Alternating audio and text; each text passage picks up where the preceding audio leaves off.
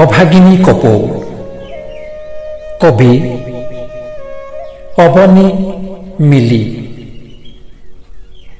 আবৃত্তি আৰু অলংকৰণ প্ৰণৱ ৰঞ্জন শইকীয়া।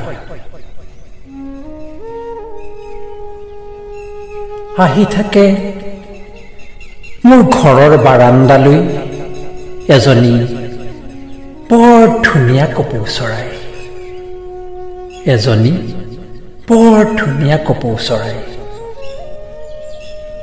মৰমতে মই খাবলৈ দিওঁ সদায়। পুৱাতে উঠিয়েই অলপতে ইমান বিচলিত হলে তুমি বাৰু কেনেকৈ চলিবা, তুমি বাৰু কেনেকৈ চলিবা? সদায় অহা কপৌজনীয়ে মোক এই বুলি ক'লে। মই কবিতা লিখা নাছিলো আগে,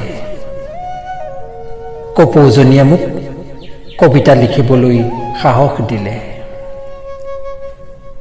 চিন্তাতে নিমগ্ন মোৰ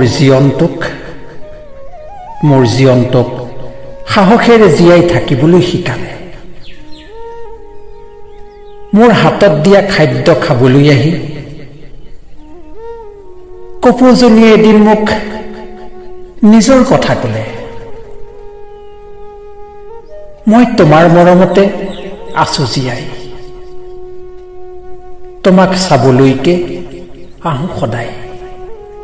মই তোমাৰ মৰমতে আছো জীয়াই। মই আন কোনো নহয় জানা, তুমি যাৰ বাবে চিন্তাত বিচলিত হোৱা, মই হওঁ সেই অভাগিনী, মই হওঁ সেই অভাগিনী। মৃত্যুৰ পিছত মোৰ আত্মাই তোমাক অকলে এৰি থৈ নোৱাৰিলে যাব। সেয়ে জনম ললো কপৌ চৰাই হৈ। তোমাক দেখিলে মোৰ বৰ ভাল লাগে, বৰ ভাল লাগে। তোমাৰ বাবে আহোঁ সদায় ৰাতিপুৱা হলে। সদায় অহা অভাগিনী কপৌজনীয়ে এই বুলি ক'লে। মই কপৌজনীক সুধিলো, এইদৰে তুমি আৰু কিমান দিন আহিব পাৰিবা মোৰ ওচৰলৈ, কিমান দিন আহিব পাৰিবা? কপৌজনীয়ে ক'লে,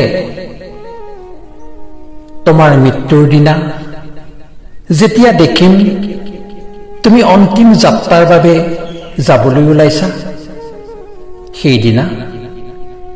সেইদিনা ময়ো আত্মহত্যা কৰি যামগৈ তোমাৰ লগতে চিৰদিনলৈ, যামগৈ তোমাৰ লগতে চিৰদিনলৈ।